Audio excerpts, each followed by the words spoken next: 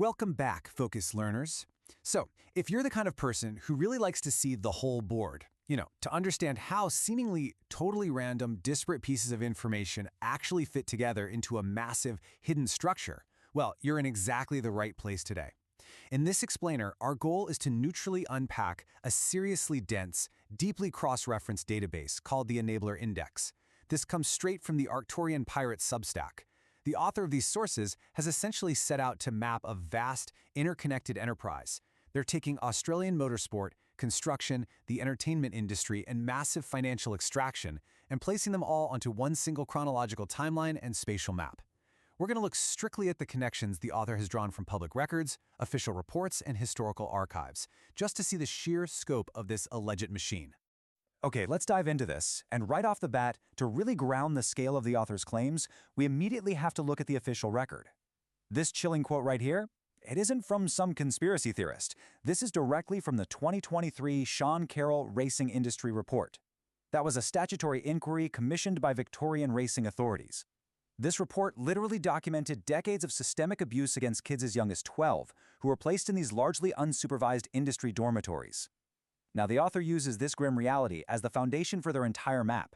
They argue that what happens in these localized dormitories is really just one visible symptom of a much larger, highly organized system that protects itself at absolutely all costs.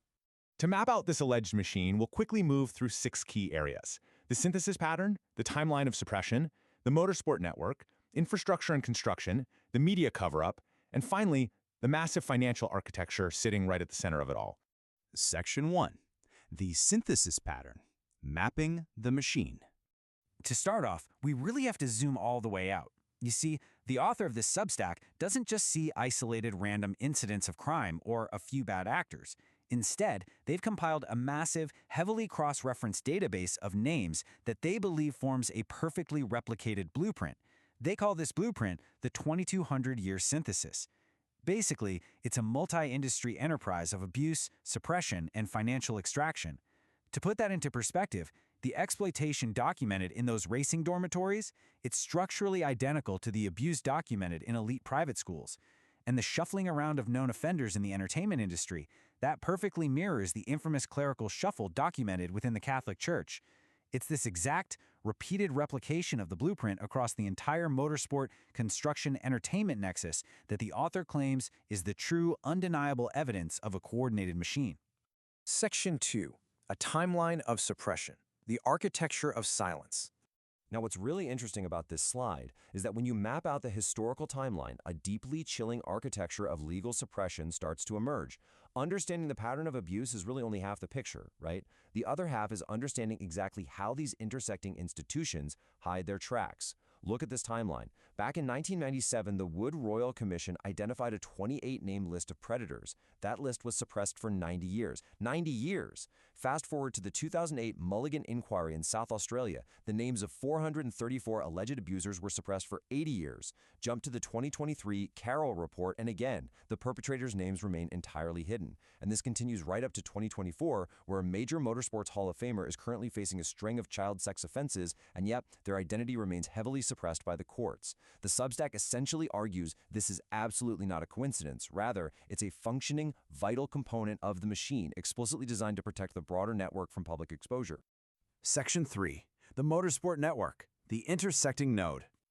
So how do the absolute legends of motorsport actually fit into this grand design? While the author maps out some very direct overlaps. Take 4-time Bathurst winner Bob Jane, for example. The index directly links him to major political donations and specifically notes that his Calder Park Thunderdome was built using CFMEU labor and government contracts. Or look at track legends like Peter Brock and Dick Johnson. They're documented here not just as iconic drivers, but as direct beneficiaries of heavy government grants, tariff lobbying, and major automotive political protection. The Substack neutrally maps out these individuals to show us that at the highest levels, their motorsport operations were inextricably linked to and completely reliant upon a much larger corporate and political infrastructure. But the intersection becomes genuinely shocking when the author cross-references the entertainment register with the motorsport index. It reveals the incredible, almost unbelievable dual life of figures like Alan Jones, Over on the left side, you have a vastly influential media broadcaster, a top-tier radio host, and an absolute political powerhouse. But on the right side, a 1980 Formula One world champion and pit reporter, who, as of late 2024, is currently before the courts charged with 27 counts of indecent assault spanning nearly 2 decades. For the author, this overlap perfectly, tangibly illustrates how the media, entertainment, and motorsport networks physically intersect through the exact same high-profile individuals. Section 4. Infrastructure and Construction. Building the network. And this brilliantly illustrates the physical realm. When you look at the actual tracks, the massive grandstands, the high-tech workshops, you start to see a very tangible overlap. The source documents a heavy reliance on construction and property development money to keep the whole motorsport machine turning. For instance, Bathurst winner Graham Bailey funded his racing through an enterprise tied heavily to industrial property development. Then you have massive property management firms like West Point and Pace, acting as major naming rights sponsors for V8 supercar teams like Dick Johnson Racing. The author maps all of this out to show that the very supply chains and property developers building our cities are literally channeling their funds directly into this motorsport node. Now, following that construction money down to its alleged roots, that gets incredibly dark. Relying on official investigations like the Watson Report, the map traces a path starting with the CFMEU's massive, sprawling influence over labor on major construction sites. That leads straight into the supply of materials for motorsports infrastructure. And where exactly does that labor money end up? Well, the source documents millions of dollars being funneled through labor hire firms controlled by known underworld figures and mafia associates, guys like George Alex and Mick Gatto. It's mapped out as a direct physical pipeline from organized crime syndicates straight to the building of these racing networks. Section 5. The Media Cover-Up. Broadcasting the Distraction. So, a perfectly logical question for any focused learner right about now would be, how on earth did this operate in plain sight? Well, the author attributes it to media cross-pollination. The very same television networks, 7, 9, and 10, that were covering the entertainment industry during its absolute darkest, most heavily scrutinized periods, were simultaneously the primary broadcasters of motorsport. You had high-profile personalities like Mike Raymond, Neil Crompton, and Doug Mulray operating seamlessly between these two worlds.